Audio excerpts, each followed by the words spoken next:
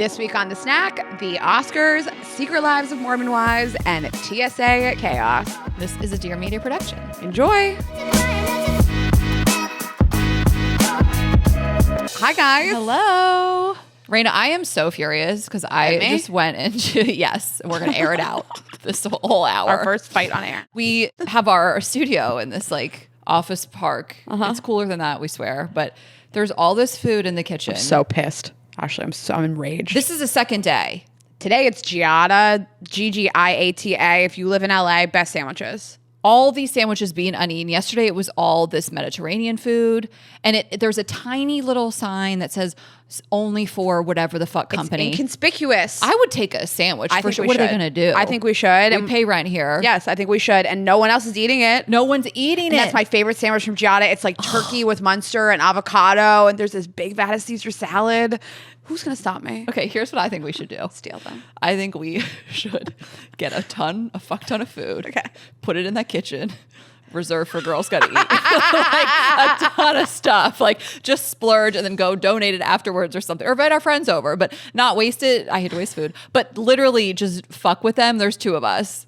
What are they going to do? Nothing. I mean, honestly, no one will even notice, and I will have done all that for revenge to no one. But I'll feel good in my heart. I know. I want to watch the Boiler Room guys next door just want our sandwiches and not be able to have them because they stand outside our door saying the dumbest shit on earth. I am just going to be furious if it gets thrown out. That's what I'm saying. Like when you see a spread like that and it's been there for an hour or two and there's so much left, it's going in the trash and I'm pissed. Listen, I don't steal, but I would steal, and I want to steal one of those sandwiches. And I feel like no one could blame me. That sign is so inconspicuous. It's a tiny little baby sign. Yeah. It's like they want me to steal it. No, it's a folded up piece of computer paper, what you would use for tissue paper in a gift.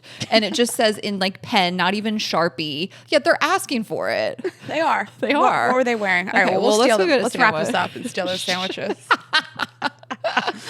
Thank you to our sponsor today, FP Movement. Go to freepeople.com/GG to shop their full line of activewear and workout gear. Okay, so we're going to kick it off with an Oscars report. Just a few highlights and lowlights, if you will. Wait, can I ask you a question? Okay.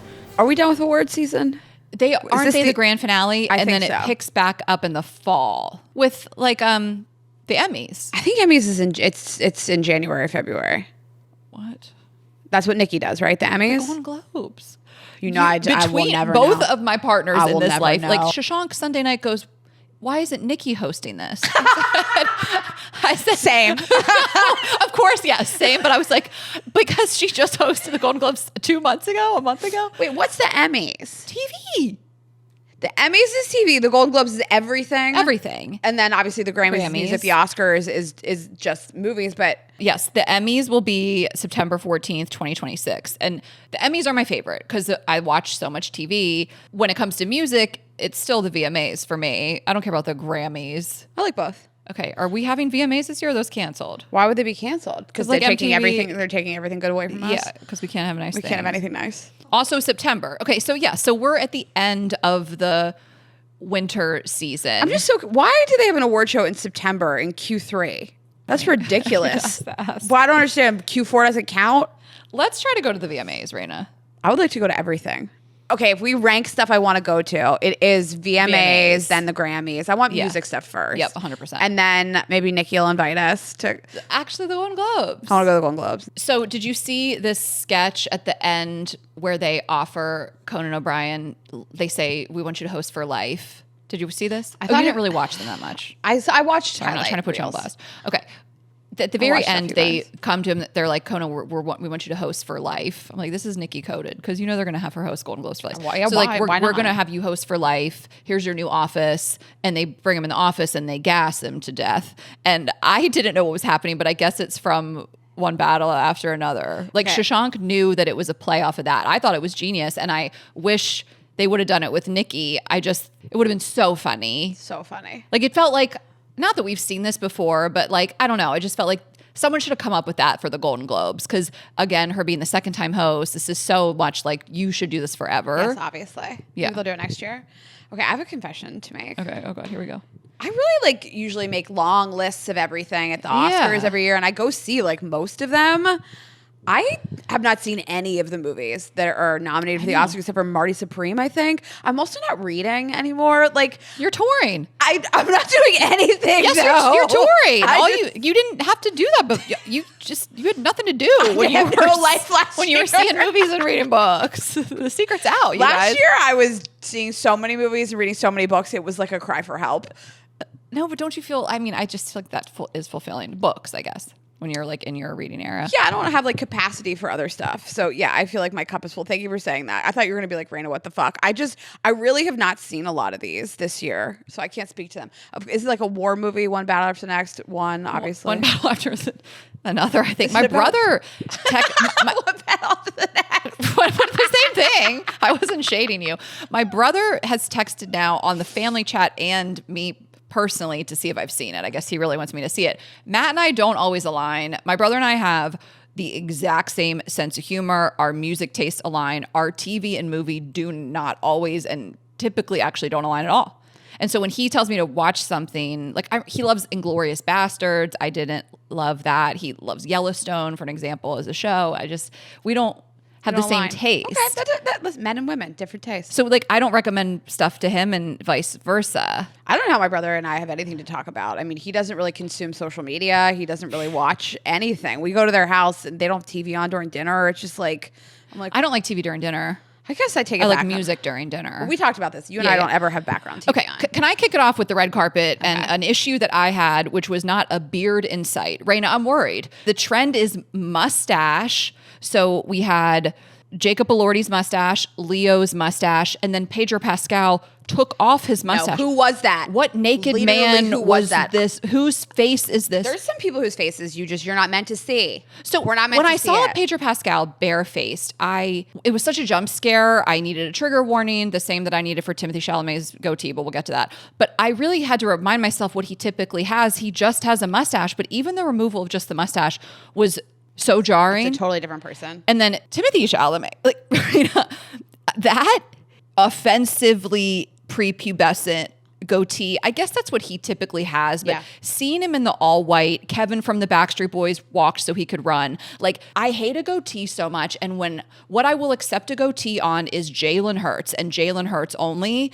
Yeah, an athlete. Michael B. Jordan like has somewhat of a goatee. I don't even want to see it on Channing Tatum. I guess white guys is what I'm saying. But I hate a goatee so much. And when it's just sparse like that, when it's all wiry, nobody wants this. Timothée Chalamet, stop trying to have facial hair. I can't believe that guy eats Kylie Jenner's pussy. I just, after who she's been with, I can't believe it. I can't believe I'm not trying to look shame him. Here's the thing. I'm going to shame a goatee. I'm not done. You can change it. It's like the one thing you can change. Like it's a mullet to me. It's like repulsive. Like it's like a lower back tattoo on your face. Like, which in terms of like the vibes, no shade if you have a lower back tattoo. I do. Everyone I know who has one regrets it. It was my first tattoo. It looks like a bullseye. It is. I try to forget that it's there. All the cool girls have them, but they don't. They regret them. They regret them. I regret it. And you can remove it. So thank God I don't know. You weren't born with it, so I can make fun of it. Yeah, I thank God I don't know that it's back there most of the time. That's someone else's problem. Do you hate a goatee as much as me? I fucking hate a goatee. Everybody in the world hates a goatee. There's nobody that's ever been like. I remember when Ethan Hawke had a goatee, and he also was like a sex symbol. It's wiry. Yes, it's not done. No one wants it does not this. look intentional except for a Jalen Hurts. I can't say it enough. Raina, my dad had a goatee phase. All right, this might be hot.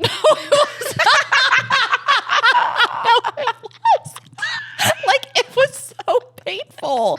It was giving like midlife crisis kind of vibes. Like Lee Hesseltine and Shashank, my current husband, need beards. I do not want to see them without them. Like, I have irrational fears of Shashank shaving his beard off. I feel like it's the same fear as me like ending up in Rikers Island. Like, they're irrational, they're never going to happen, but like I do. No, some men need beards, and it's just like you're not supposed to see them without it. Listen, but I will say I love a mustache.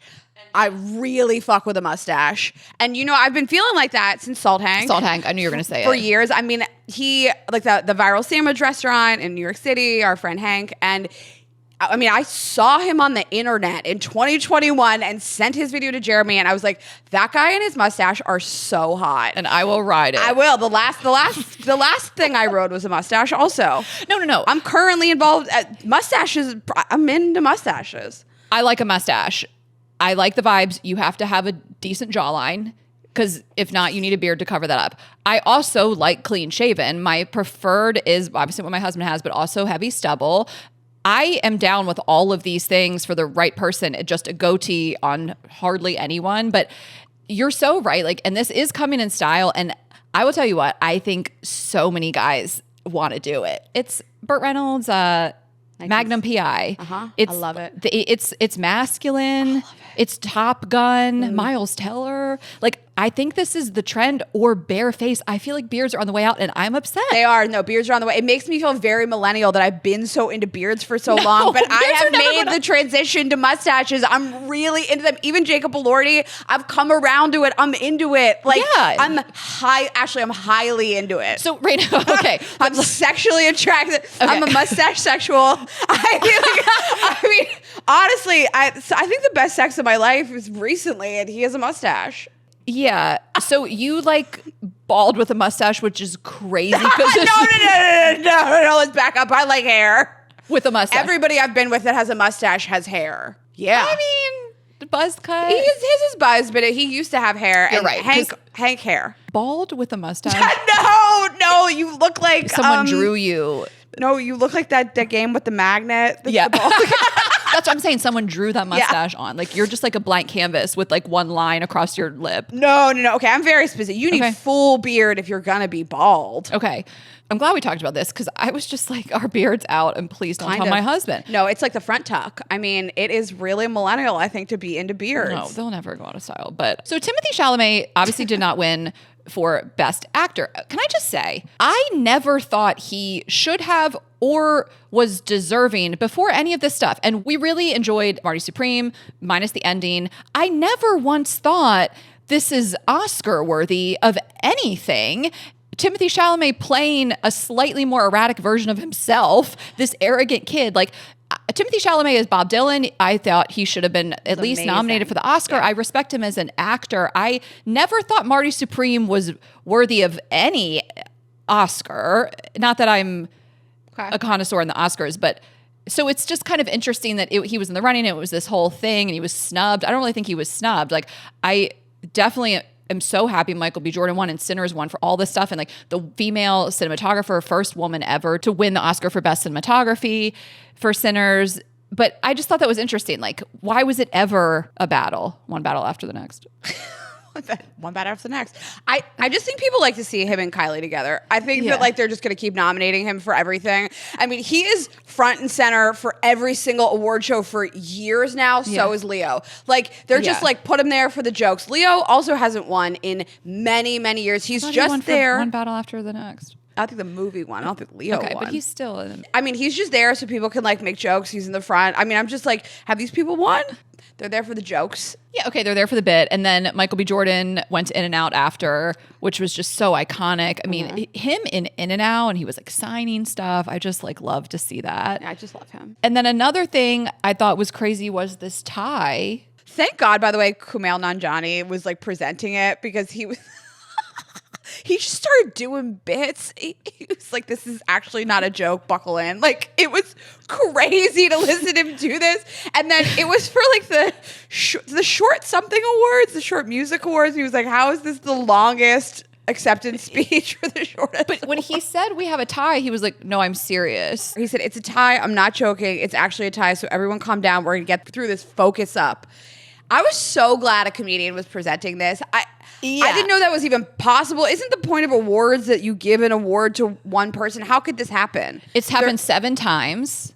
Oh my God, that many? Yes, this is, well, but in how many years? I mean, how many awards in how many years? I don't know. It's just like, you have one job. The Academy has one job, and it's to vote and give one award. Like, the government has one job, which is to stay open and vote on stuff. Right. Him, and then Kieran Culkin saying Sean Penn's not here probably because he didn't want to come. Because Nikki roasted him too hard.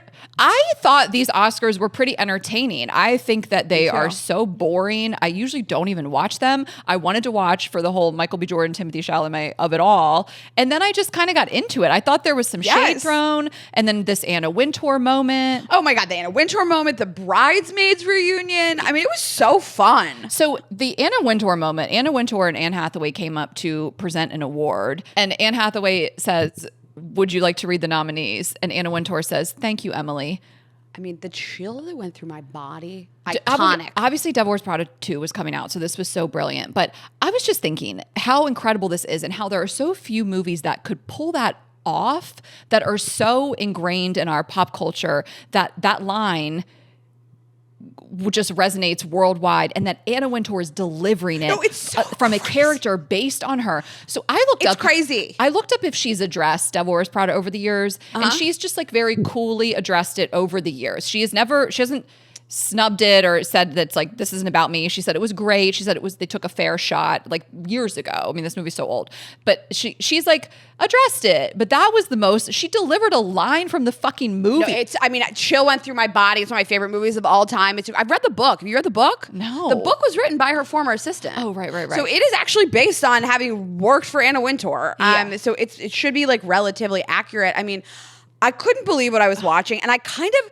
as I was watching Anna Wintour say it, I forgot it's Meryl Streep's line because they're so tied together. I forgot I wasn't actually watching the actress deliver the line. Right. No, yes. Like it was a mind blown moment. And then Anne Hathaway asks, do you like my dress? And people who know that she's wearing florals and it's spring. Almost spring. So there was that, and she just ignores her completely, and she's like, and the nominees are, that was the best moment of the Oscars, for sure. That's really it. Well, a lot of TV and pop culture. I mean, let's just kick it off with the biggest one. It's my entire feed is season 4 of Secret Lives of Mormon Wives. You thought I would start with the other one. There's one that I won't be addressing today. You were like, ugh. I think you'll enjoy what I have to say about it. Let's kick it off with Mormon Wives. So Secret Lives of Mormon Wives premiered. I mean, I was like laying in bed in DC before my show, and I was like, I can't believe I have to go to my show. And then I turned it on. By the way, I love my show. It's just, we really love Secret Lives. Yeah, that happened to me. I was in Seattle for that chick show. And I was like, I can't believe, but I did take a nap, but I could have been watching. But, gotta get my sleep in. So the season came out on Hulu. I mean, I'm in the camp of everybody. As I was watching it, I was just like, why are these men on the screen so much? It's one of my favorite shows. I want to watch these women. I want to watch their stories. I don't want to know their husbands' names. They are accessories to me. I don't care about them. This is the Secret Lives of the Wives, not about. They picked Jordan, the worst one of all of them, who just got his face injected with filler and Botox and microblading. He looks crazy, and they just decided to give him the spotlight. So somebody on TikTok, I know this girl like timed it. She said that the women are only on the screen in the first episode for 12 minutes out of an hour without the men. Okay, right. Because obviously, we are just being waterboarded. Except for Chase. Well, we'll take Chase always. So there's so much Chase. I didn't know because we've only had. So here's the thing. I didn't care for Chase prior, and then I realized he's this like outspoken. We have DM'd. He's this outspoken liberal king, and then he became so hot to me. I'm easy to please. That's all you got to do is like believe in like women's rights and human rights, and actually she will suck your dick, and he does look like Buck. Is he not Buck? No, we see faces different. Raina, I thought you were really going to feel me on this. No, he looks exactly like Buck. I do not. Listen, I find them both extremely attractive. I see no similarities. He is Buck, and I'll die on this hill. They look exactly alike. Did you and Lindsay talk about this? No, I haven't talked to Lindsay about it yet. I wonder if she thinks that. I'll ask Lindsay. But anyway, he was a real peripheral character, and now he's more of a main character. But Jordan, I'm having a visceral reaction. Like, I couldn't believe that they had him saying he's the founder of Dad Talk, and he had the audacity to say we're funnier than the wives. Like, he said it as if it wasn't up for debate. Like, he said, like, this is a fact. Like, we're funnier. You guys are so fucking cringe. Like, what is happening here? We're going to the villa. I mean, I haven't watched it all. I only watched the first episode and a half, and then Raina told me to skip ahead to one part, which we'll get to. But I'm getting the gist, and I'm not enjoying it. But yes, way too much dads. I don't need to hear about dad talk. The Villa will take up 3 more episodes. Okay. Wait till you get into talking about what happened at Villa, who did what at Villa, the boys not telling their wives about Villa. When did they go? They must have gone. I mean, they don't show them going? Filming. No, they never show them because it's a Hulu show, which will air. Okay. They're cross-promoting that show. And, the drama came from Demi and Marciano at Vanderpump Villa. And so they're going to go back. Marciano is going to be at the Villa. And Jordan was like, this is our chance to step out of your shadow. And she was like, you are my coattails. You have definition. Nothing without me. But do you think producers got in his ear and encouraged him to take on this role for the TV drama hate of it all? Or do you think this is on his own accord? I don't know. I think that producers see something and dig into it and push it. Probably. It's just, I'm not even hate watching it. It's just, it gives me the ick. You really He's the worst husband of all of them. I really don't give a fuck about Michaela's husband or Macy's husband, but I don't have a visceral reaction to them. Jordan verbally abuses his wife. She's staying at a hotel every other week. He's a monster. I was trying to figure out what he looks like. It's Jimmy Neutron. That's a good one. It's Spencer Pratt and Scott Disick had a baby that was also Eddie Munster. He looks, I can't look at him. Looks crazy. He got his face shot with so much filler. He's just the worst husband. I don't know why they anointed him to this. It's a tough watch, but I mean, I am glad that Chase is getting the screen time that we deserve. Yeah. So then they bring on Harry Jowsey. Literally, okay. So hear me out. His sole purpose is to flirt with Taylor and make Dakota jealous. It's just a planned storyline, whatever. But if they asked us, they were like, hey, just Ashley and Rainer, we want you to wait, and we want to bring on a celebrity just to flirt and just to be horny in LA. Who would you guys recommend? We'd be like, Harry will do it. Harry Jowsey will do it. Nobody else. Literally, Harry, yeah, I'll be there. Literally, you wouldn't even have to convince him. He is the most perfect cast for this. And you can tell he shows up and he's like, oh my God, there's kids here. Ew. It is the funniest thing. And they're all kind of giddy around him. I'm like, you guys be fucking cool. You're famous too. So they made it, they don't explain why he's there at all. No. And they don't explain what his connection is. It's just all of a sudden Taylor's on the phone with Harry Jowsey. And so they're all out in LA for the Dancing with the Stars premiere. And Macy did Harry's podcast that day. Okay. Or that week. And she said all the girls are here. You should come to the house tonight. And that's how he got involved in filming. Macy was doing a tour for her book. He had never watched the show. He doesn't know anything about it. Which is fair. They do kind of say, Taylor's about to be the Bachelorette and she doesn't know how to flirt, so we're bringing him on. It's forced. I support it. I support bringing him in to mix it up. Dakota's all pissed, but then him and Dakota buddy up. Shashank was that backfired. That would be Shashank. Shashank. I saw that and I was like, it would be him. He would just buddy up with somebody. I've been trying to get Shashank to hate this one guy, and they just became buds. I was like, you're supposed to be on my side about this. He is. He will. He hates other people that we actually haven't even told him to. Yeah.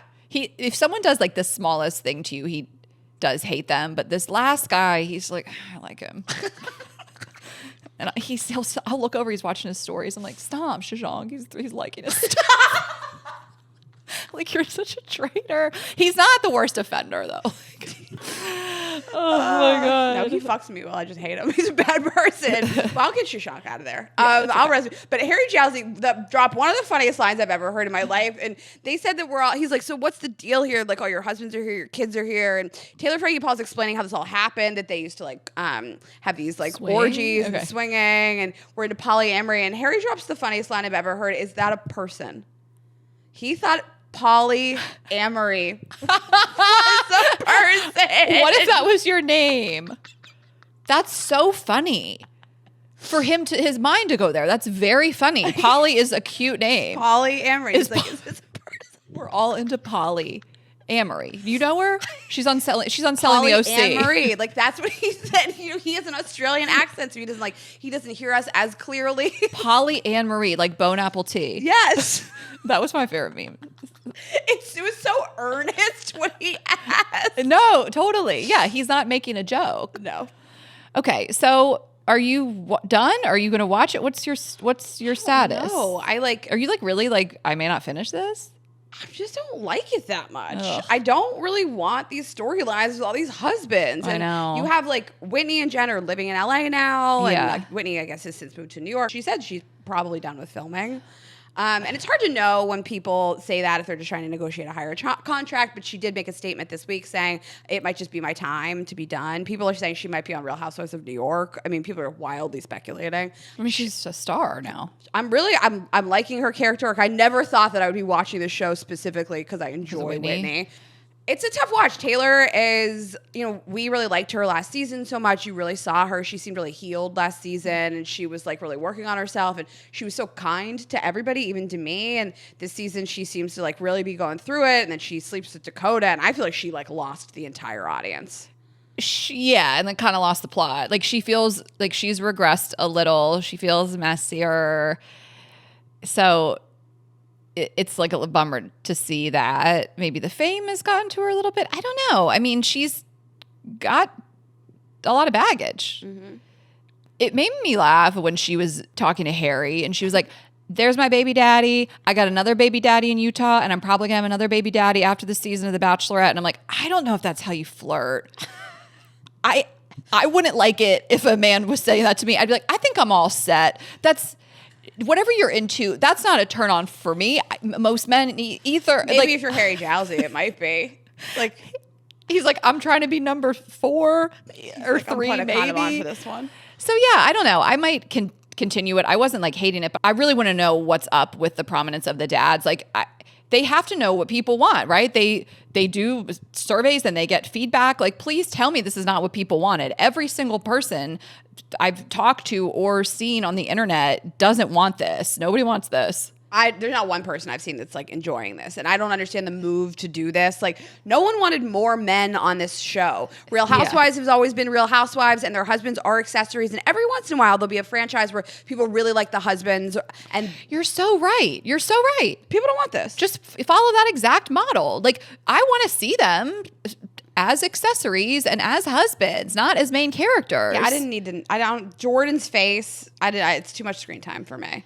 So I don't know. We don't actually really know what is going to happen next season. So they are filming season 5. The way they film the show is really interesting. They just go right. Like you see them film the reunion for season 3 during season 4. Really confuses me. They just never stop filming. Essentially, they just go right through. They film the reunion, and then season 5 has now been halted because allegedly Taylor, Frankie Paul, and Dakota got into some type of domestic violence squabble. I read they were both being sent for psych evals, whether or not that's true or not. But they have halted production. Meanwhile, The Bachelor is supposed to start. The Bachelorette. Sunday. I did not realize. This Sunday. And she's being accused of domestic violence. For the second time. Right. I mean, the ABC knew what they were getting into. She had this on her record before. I mean, I can't believe the timing of this. This is so insane. She was on the carpet for the Oscars also. Yeah, exactly. And I actually I don't know the timeline. Like, was it the next day? I don't know. She's got to get her shit together. I mean, did she go home the next day and there was like this altercation and now The Bachelor is like, is Kris Jenner like DJing all this? Like, how did this all happen the same week? I know. Like, has The Bachelor made a statement? No, I went to The Bachelor. I went to ABC's page, and obviously people, were bombing the comments, hundreds and hundreds of comments, calling for them to not air this season. And this is a huge corporation. They can't just like wave a wand, make a decision in an hour. I'm sure that there's discussions. They have to make some type of statement. Yeah. But like, I don't know. It's crazy. Like the show is already filmed. It's edited. This is the work of probably hundreds of people that had to converge to do this. All these. Listen, I don't feel bad for these guys that went on The Bachelor, but people put their lives on hold people want to see it. It's going to crush no matter what. Yeah. Okay, well, speaking of terrible men, we have another TV show we're going to get to. But before that, we are just going to tell you about our partner, FP Movement. FP Movement is Free People's activewear brand. We are both wearing it. Tell me what you're wearing. I'm wearing the Hot Shot crossover set. Now, you first bought it for like, I think an airport outfit. Like, I want to look put together for my airport looks. Like, I wear it. I wear it to record. Mm-hmm. But yeah, I'll travel with it because it's so comfortable. I have it in black. This is the espresso, I think. This comes in tons of colors. No, it comes in tons of colors. But I have the espresso on the way. Yeah. It's such a good really set. comfy. It makes you look really put together. I just I feel really like chic walking around. Like, look at me, I have a set. Yes. And I'm wearing, this is the FP Movement go-to long sleeve set in Victory Red, just the pants. So I do have the shirt, but it is more of a sweatshirt, like a light sweatshirt off the shoulder, very cute. But it's 90 degrees today. So this shirt is not FP Movement, but the pants are. We both wanted to wear it. But we have so much stuff from FP Movement. They have their own stores. I went to the store recently in the Century City Mall. Oh, you did? Yeah, I was just buying all kinds of stuff. Santa Monica, too. Everything's so soft, such incredible activewear, and it is by free people. So whether you're hunting, hiking, flowing, training, or grabbing a matcha or coffee, obviously I would never grab a matcha. Podcasting, traveling. I would never get a matcha. FB Movement blends your performance and style, so you never have to choose between the two. So we just love this brand. We just picked out some stuff that we have on the way. They have great like totes and bags, great jackets, pullovers, half zips, and shorts. I'm like obsessed with the shorts, skirts. If you want to work out, do your pickleball, whatever cute activities you have going on, and like a skirt hybrid, they have that. Tanks, I got a great sports bra I'm so excited about, and I was like shopping online of like low impact versus medium impact for my giant tits.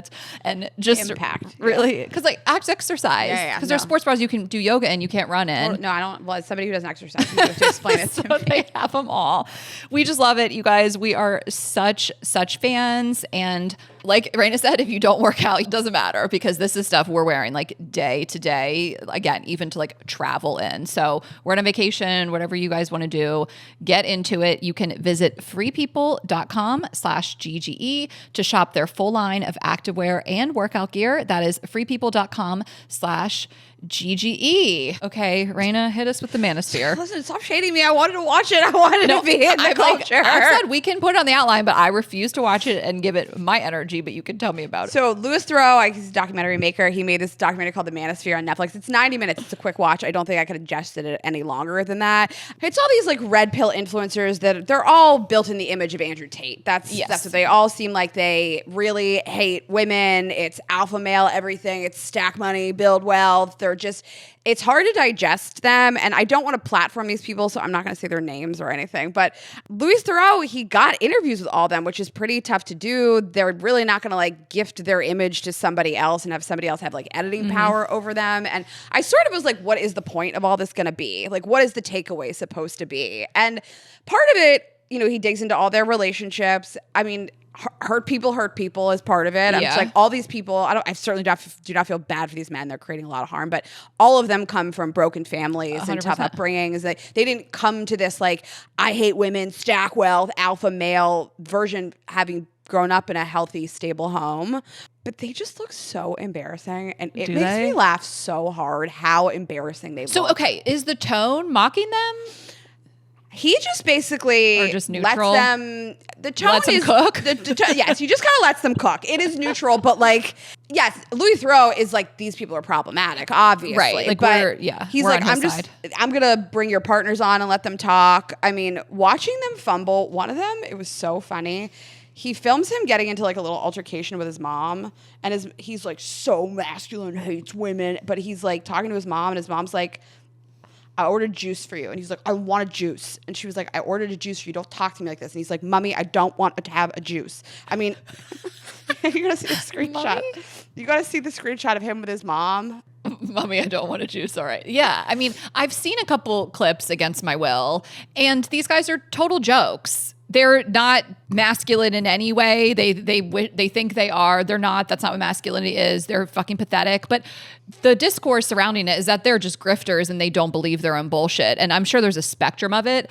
These men certainly aren't feminists that are cosplaying toxic men, but they're playing into it for money and clicks and all the things. Like, I'm curious what they really do believe, because they're such grifters. So many of these people don't even know what they're saying. Some of these people don't have a value system at all. And if you told them tomorrow, we need you to be a feminist, they might take that bait. Like, it really is the grossest kind of person at all that actually does not have that value system and morals, and they'll just do whatever it takes to make a buck or to be famous. The grift is deep with this sect of society. I mean, they just say the most inflammatory, horrible things. The worse, about the better. Jewish people, about women, and you know, it's unfortunate that like kids are attracted to this, and they talk a little bit about why, but they just look so, they don't seem like they're having fun. They talk about like how much money they have and all these girls they fuck, and all of them practice one-way monogamy where like their partners are monogamous, they're not, but none of them seem like they're having fun. Well, they're not, and they hate themselves, and that's the karma you have to think about when you see these people. I mean, no one hates himself more than Donald Trump, and he has to live with that. And what a sad life, you know, but he's causing so much harm, and these people are causing harm. So it's not enough of a punishment, but you have to know it. The self-loathing is real. So I don't know. I mean, I don't know, like, is this a net positive? I guess platforming these people? Yeah. What I do like is that, and I'm not sure if they focus on this in the doc, but there are young boys who come to a crossroads in their life for whatever reason, when they're feeling lost or left out among their peers, or they can't get dates or whatever they're feeling, and their parents aren't as involved, and they really can go one of two ways, and they can dive into this red pill world, or they can find someone like Scott Galloway and look to them for their version of masculinity. And I just hope parents realize that. And I think when I see content like this, I hope it's a cautionary tale for parents of boys, that they can make sure they don't lose their son to this. Their lives don't look glamorized. I watch these men and I think, like, you look so pathetic. Yes. You look so angry. Right. You talk about confidence, but you actually look like the least confident people in the room. You say the most disgusting, horrifying things just for money and clout. And all of these guys are a part of like financial MLMs where like, if you just sign up for my course, and all of these are backed by institutions that do not have good reputations, and they look ridiculous. Yeah. But the funniest thing about this that I wanted to tell you, okay, you did watch previews for this? No, I've literally just seen clips, like KFC, like a few TikToks. Okay, so I will play this. And, I'm going to play you this guy, Louis Theroux. Okay. Do you recognize this voice? I was entering the Manosphere, a wild frontier of streamers. I mean, it sounds familiar. Why? It's the jiggle guy. My money don't jiggle, it folds. I was like, I know this voice. This is crazy. But what was that from? That was from an interview that he did with the girl that she also went on, like that Andrew Garfield like interview date. Oh, Chicken Shop date? I think it's from Chicken Shop. I might have made that up, you guys. But anyways, yes, I watched it. I think these people look so fucking embarrassing, and I hope that's what most people that watch them see, is that they're hypocrites and ridiculous, and their lives don't look that great. And parents of boys just use it as a cautionary tale. Okay, so Age of Attraction on Netflix. Remember when Nick Viall and his wife, Natalie, were announced to host this? I feel like it's forever ago. Mm-hmm. I feel like this has taken forever. I was like, is this season 2? Did I miss season 1? So I was so excited for it. So Nick and Natalie are hosting it. They have an 18-year age gap, I think. And it is about age gaps and relationships. And the structure of the show is pretty unique, I think, where they just throw all these people together and they can kind of do what they want. There's no like date cards, or they just let them hang out and meet each other and then go on dates. What I think is interesting is that I don't know if they're forcing them to pick someone who's who's younger or older. Because like, what if two youngs wanted to get together, or two olds? But I mean, they call them olds and youngs. No, I just am doing that. I hope that's okay.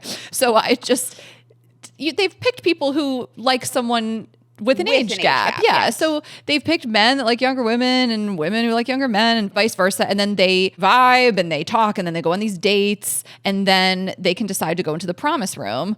And they go into the promise room, and this isn't like a proposal type situation, but the promise room is where they exchange these promise rings and they reveal their ages. So we don't know their ages as we're watching it, and they don't know their ages either. They're sworn to secrecy, to not share. I don't know if they're whispering it off camera, but then they reveal it in this promise room situation. And then that's when they decide if they want to go into the world together, like go back to their hometowns, meet their families, meet their kids and friends and things like that. So I haven't gotten to that part yet. I'm only in the first few episodes. But these age gaps, there's a real range. So spoiler alerts ahead, but they start with the first promise room couple is the woman is 54 and the guy is 27. And is that the one that looks like Harry? Or yes, he looks like Prince Harry. Prince Harry, okay. Her kids are 25 and 29. Yeah. So he's younger than her oldest. And there's a 60-year-old man with a 27-year-old girl, but he did not look 60. So here's the thing. They have cast people. It's crazy. That look young. Everybody looks young. Like, and it was fascinating to watch it because normally you would say like John, 38, lives in whatever the fuck. There's no ages, and I'm looking at these people and I don't know. And a lot of them have kids. So many of them are like, I have 2 kids, I have 3 kids. So you're like, they could be any age. Yeah, and there was this one girl who she was 22. I knew she was 22. I was like, she's 22. She does seem really young. That's the only age she's 22. And the guy, I was like, there's no way there's anyone in their 30s on this show because it won't work. 30s is too young for the young people and too old for the old people. Like, but regardless, he was 38. Yeah, okay. Shashank and I are watching this and we're trying to guess before they get to the promise room, which was like such a fun game. And so I was like, he's got to be at least 40. I just don't think anyone in their 30s is on the show. I think that would be like against the whole premise. And he was 38. And it was like, I think she was playing it up. I think they have to act surprised. But she was like, oh my God, I can't believe it. He has a 14-year-old daughter. How old did you think he possibly could have been? She knew he had a 14-year-old daughter. And she was like, how could you be 38? But that one's not that glaring. But it is interesting. This one woman, this Asian woman, I was like, her face is 20 and she's 55 or something. It's crazy the ages of these people. I can't guess any of their ages. I feel like they chose a few young people that even appear older. And you know what I think is very funny? When the young women are in the room with the old men and then they have to be like, I thought you were older. Like, they have to say it. They have to be like, you're 22. I thought you were 28. And you're like, ouch. Right? Like because they have to say it. You're being told, I thought you were older. Okay, you know what surprised me the most about this show? Because they are flown to this undisclosed location. Where are they flown to? I don't know. They're in the woods. Somewhere in the middle of nowhere. But I didn't realize, like, none of these people live in the same places. So that is like to me, it is a bigger obstacle than picking somebody with a big age range. Is like, do these people want to move to a different city? I know. They have families. Like, one person was like, I live in Texas, and the other person was like, I live in New York. And I was like, oh, they're not moving. 100%. Yes. Like, Love is Blind, they're all in the same area. They aren't even in the same tri-state area on this show. Like, it's a lot of these are not going to work out. It's just for good TV. But as I'm watching it, I just feel like I have a lot of opinions on age. Whatever you want to do is fine. I think 24, 25 years old, into 30s, into 40s even feels like fair game. I think when you're 21, 22, it still feels like really young to date men in their 40s, but again, whatever you want to do. 20s, 30s, 40s, I'm like, whatever is fine. That's Nick and Natalie, and you see it all the time, and you look appropriate together. You don't look like a father and daughter or a mother and a son. When you get into your 50s and you're seeking out partners in their 20s, it just feels like something else is going on there. I'd be curious what a therapist would say. It just feels like this person could be at the age of your child, or they are the age of your child easily. 2 generations removed. 2 generations removed. It's crazy. Like, if you've lived so much life in your late 40s, 50s, 60s even, and you want someone who's like childlike, like when it's a man seeking out a young woman, it feels really predatory. Women who do it, I'm just like, what's going on here? There's some unmet need.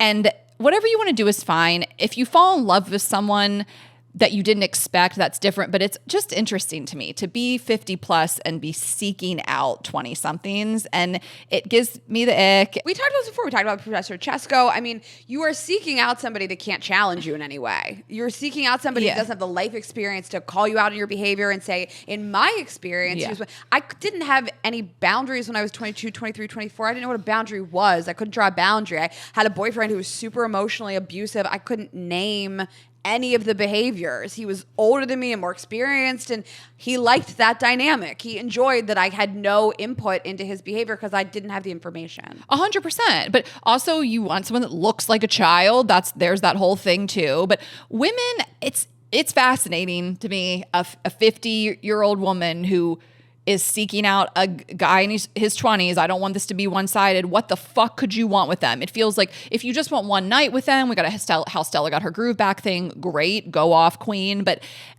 to be in a relationship with a guy in his 20s. I wouldn't do it now. So it just is like, how could you possibly, the person's not on your level. I mean, it's just, you're like seeking something which is just like kind of a toy, right? Like I think that the partner you pick is the most important decision you will ever make in your entire life. It's the person who informs how you spend your days, spend your money, gives you advice that you have to give advice to and support. Like that's another child to me. That's just another kid to support. Yeah. And I'm into the psychological aspect of it. I think if you were doing something as consenting adults, fine. I really don't want to judge whatever you want to do if your intentions aren't predatory.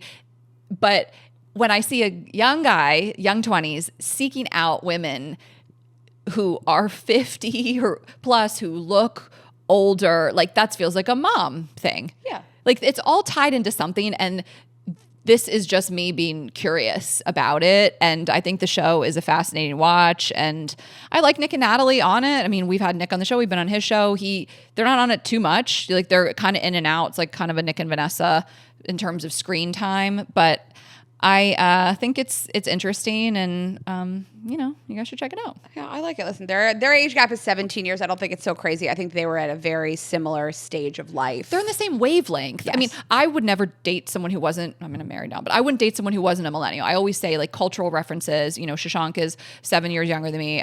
I would never, probably wouldn't go much younger than that, but I used to date, I say loosely, I had to date a guy, and I hooked up with a couple guys who were 10 years younger than me. But it's funny, when I was in my 20s, I wouldn't date a guy in his 30s, 40s, disgusting. I was like, that's so gross. That is the oldest person I could ever imagine in my 20s. And then when I was in my 30s, I'm dating guys in their 20s, like whatever. But again, it's, whatever you want to do. But it's personal preference. I've always kind of liked people around the same age as me or just slightly younger. Yeah. Okay. Well, let's just go through our headlines quickly, and we will send you guys off. So TSA, the airports are a shit show. Jesus Christ. I mean, at first I thought like, this is sensationalized. This is like, these videos. Like sometimes people will pull old videos. I mean, it is crazy at the airports right now. It just depends. I mean, I've traveled, you've traveled. We didn't run into anything. It feels like it's only a matter of time. But again, what I hate is when people are like, this isn't happening because I didn't experience it today at an airport. It's like, yeah, it doesn't it's happening. It takes a bunch of different factors for these systems to break down, and now TSA workers aren't getting paid. So it's a matter of which ones are going to show up. I mean, it's really all Texas. It happens in red states more, I will say that. But Texas is always a shit show. And I saw LaGuardia, and so it's a mess. And they're talking about some airports may have to get shut down, and that could just mean smaller airports with less staff. But it is a disaster, and I just can't believe like what the government is spending money on. Like the Pentagon spent $93 billion in 1 month, and like millions of dollars on what fucking like lobster and furniture and all this stuff. I can't even talk about it because my heart rate will skyrocket. But like, they have money. We have plenty of money. What they're spending it on is fucking sick. Yeah, I mean, I just, we elect officials to make our lives better, and now the American people are paying the price. And yeah, I will say I was at JFK, LAX, and Reagan Airport in DC this week. I had no problems, but I also have Clear, so I don't go through the same lines as everybody else. I pay for Clear. But I mean, to see that people are just paying the price like this, the one vacation they take a year, the 2 vacations they take a year, everyone's missing their flights, no one can get anywhere. It's like, I know it's just like a vacation, but it's like heartbreaking. But it's not always a vacation. Awful. It's going to a funeral. I mean, for me, it was work. Going to see a family member who's sick, going to someone's wedding, going to someone who just had a baby. I mean, it's life's moments that we travel for. I did forget other people. I also was just at the airport for work. I was at the airport to do shows. Yeah, I mean, I had a nightmare situation coming back. So I was coming back from Seattle, and it had nothing to do with this. It snowed in Seattle in March. The airport was not equipped to de-ice all these planes. I was an hour delayed, and then I sat on the plane for 3 hours. No, it was crazy. And then I left the hotel at 7:45 in the morning, and I got home at 6 p.m.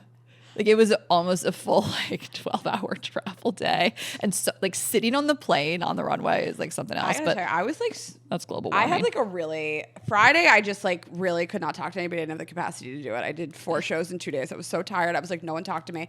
And then I watched your stories, and I was like, I cannot believe the day that she went through, and you really like did not talk to me about it. And I was like, this is a day I'm so glad she has a husband, because like if I had to be there for you that day, I was just in bed all day. I slept the entire day. I know. And like, I was like, my God, like what she has been through today is unbelievable. And you really did not complain to me about it. And I was like, Shashank really took one for the team on this one.